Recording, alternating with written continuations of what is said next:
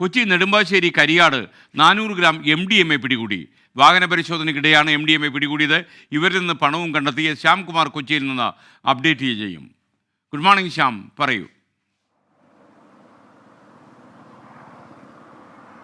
Good morning. Kuttamassery സ്വദേശിയായ ഒരു യുവാവിനെയാണ് ലഹരിയുമായി പിടികൂടിയിരിക്കുന്നത്. ഇയാളുടെ കാറിൽ നിന്ന് വടിവാൾ കണ്ടെത്തിയതോടെയാണ് പോലീസ് പരിശോധന വാഹനത്തിൽ മുഴുവൻ നടത്തിയത്. അപ്പോഴാണ് 350 ഗ്രാമിലധികം MDMA, 1/2 കിലോ കഞ്ചാവ്, 2 LSD സ്റ്റാമ്പ് എന്നിവ കണ്ടെത്തിയിരിക്കുന്നത്. നിലവിൽ പ്രതിയെ വാഹനത്തിൽ തന്നെ ഇരുത്തി പോലീസ് പരിശോധന തുടരുകയാണ്. ലഹരി വസ്തുക്കൾ ഉൾപ്പെടെ തൂക്കി അത് മഹസറിൽ രേഖപ്പെടുത്തേണ്ടതുണ്ട്. അതിന്റെ നടപടികളാണ് നടക്കുന്നത്. ഏതായാലും രാവിലെ നടത്തിയ വാഹന പരിശോധനയിലാണ് പ്രതിയെ ഒന്നിലധികം ലഹരി വസ്തുക്കളുമായി ഇപ്പോൾ പിടികൂടിയിട്ടുള്ളത്.